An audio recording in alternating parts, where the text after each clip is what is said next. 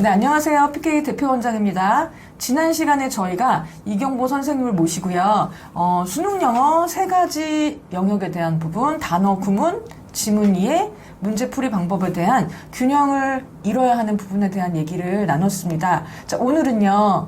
단어와 구문 공부에 대한 이야기를 나눠보도록 하겠습니다. 자, 선생님, 보통 학생들이 이제 자신이 무엇을 못하는지 잘 파악하지를 못하잖아요. 네네. 그래서 순서상 가장 중요한 단어와 구문에 대해서 본인의 실력을 파악하는 방법에 대해서 알려주시기로 하셨어요. 네네. 그러면 자신의 수능 어휘력을 측정하는 방법이 있을까요? 혼자서도 할 수 있는 방법이 있는데요. 네. 한 지문에 모르는 단어 3개 이하.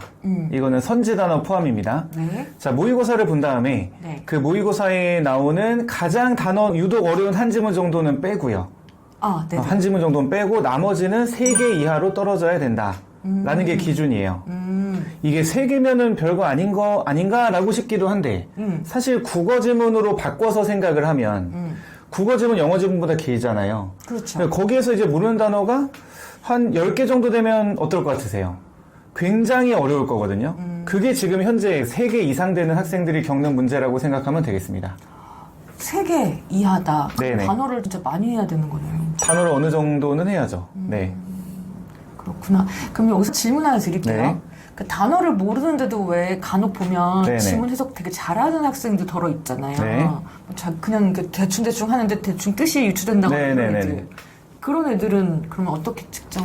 그게 단어 약한 게 분명하다면 본인이 이제 지문 읽으면서 저는 뭐 유추도 되고 아니면은 뭐 등등등 맥락 파악이 된다라고 생각을 할 거예요. 네. 그래서 단어가 약함에도 불구하고 네. 중요성을 절감하지 못하는 거죠. 네.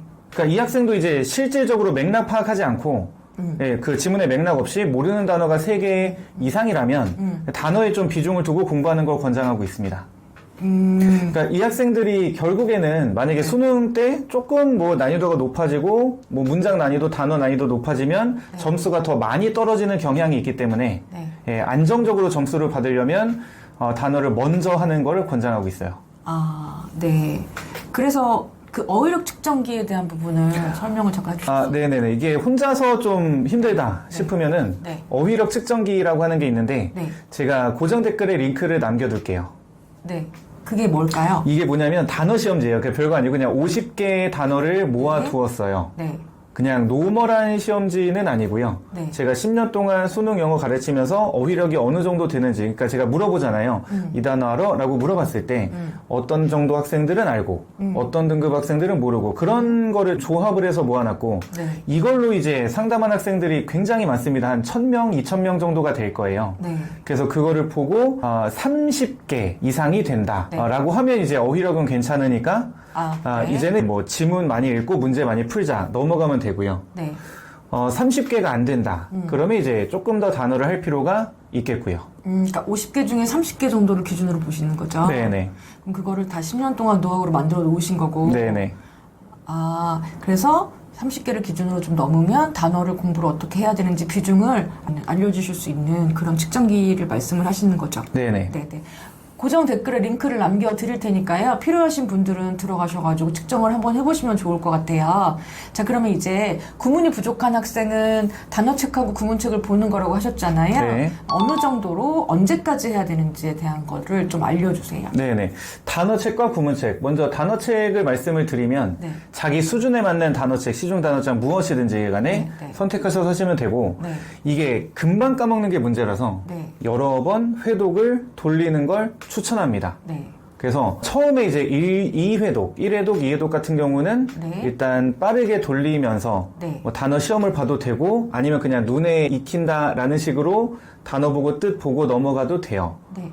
예, 단어 시험을 본다면 한 80점 정도를 기준으로 네. 100%가 아니라 80%만 잠깐 외워도 된다 네. 라고 하면서 넘어가서 네. 3회독부터 정말로 외워지는 그런 느낌이 들 거거든요. 네. 좀 기억이 오래 갈 수 있다. 네네네. 예, 3회독부터는 강수를 늘리는 거죠. 그러니까 1, 2회독 할 때는 하루에 뭐 2강 정도 했다면 네. 3회독부터는 뭐 3강 혹은 4강 갈 수 있고 네.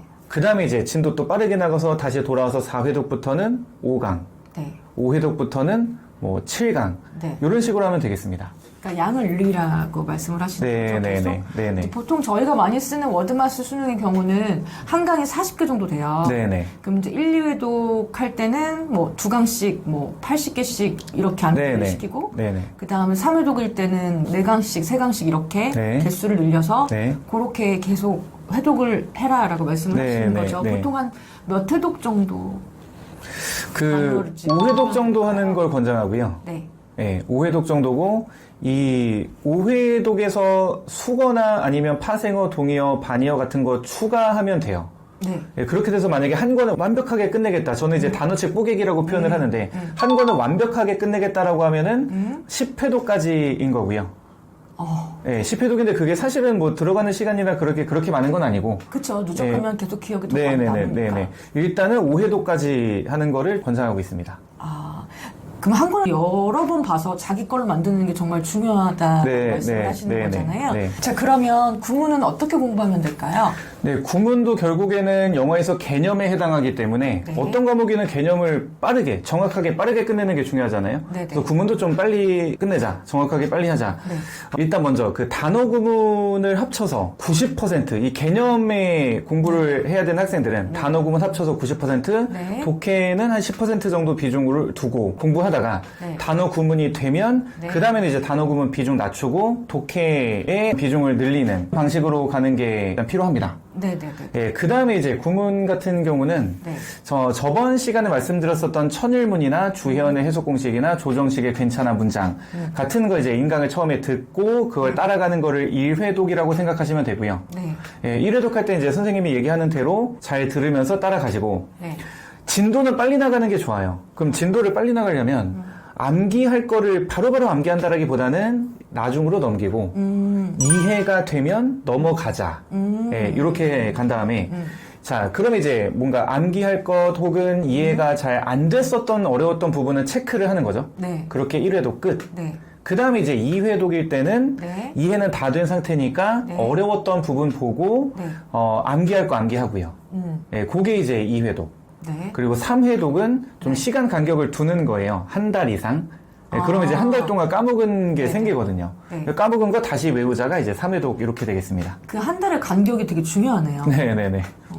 보통 애들이 그냥 인강 다 들으면 본인이 그 구문 인강을 다 들었다고 생각하고 그냥 덮어버리거든요. 네. 그러면 안 된다는. 그러면 안 되죠. 네네. 자, 그 다음에는 독해 유형서나 문제풀이 지문 이해 영역으로 넘어가는 거죠. 네네, 맞습니다. 제가 이번 영상에서는 네. 단어 구문을 위주로 말씀드리고 있기 때문에 네. 혹시라도 이제 오해하지 않으셨으면 좋겠는 게 네. 단어 구문이 먼저라는 거지 네. 이것만 한다고 다 되는 건 아닌 거죠. 그건 누구라도 이제 상식적으로 알 수 있는 부분이고. 그렇죠. 예, 그래서 가장 먼저 단어 구문을 선행해서 하시고, 네. 예, 그 다음에 이제 독해, 지문 읽고, 뭐 문제풀이도 좀 연습을 하고 하면 되겠습니다. 그렇죠. 가장 먼저 선행되어야 될 부분인데 네네. 대부분의 학생들이 보면 네네. 시간이 막 급하고 이러니까 네네. 자꾸 독해 먼저 하고 막 문제풀이 스킬 강의만 듣는단 말이에요. 네네네. 그러니까 성적이 안 오르는 거죠. 맞아요. 네. 네네네.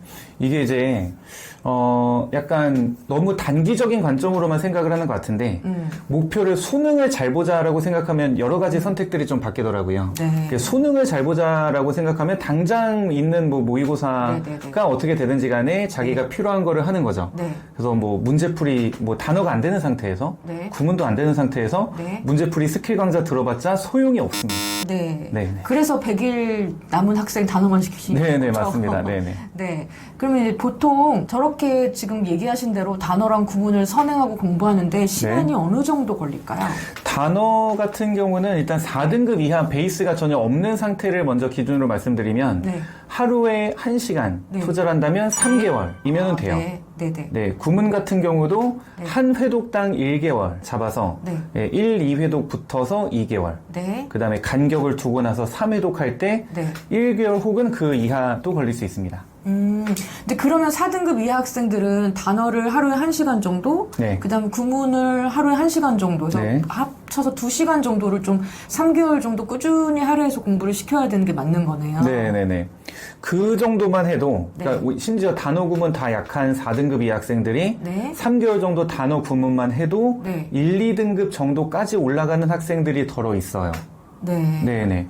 모두 다 이렇게 되는 건 아니고 네. 아마 그렇게 점수가 빠르게 올라가는 학생들은 네. 언어적 감각이 좀 있거나 네. 어렸을 때 좀 책을 읽었거나 네. 아니면 뭐 어렸을 적에 영어 유치원이나 어학원을 좀 다녔거나 맞습니다. 네, 맞습니다. 그런 학생들은 네. 빠르게 올라가고 네. 다른 학생들은 역시 문제풀이, 지문 읽기 연습을 또 하는 거죠.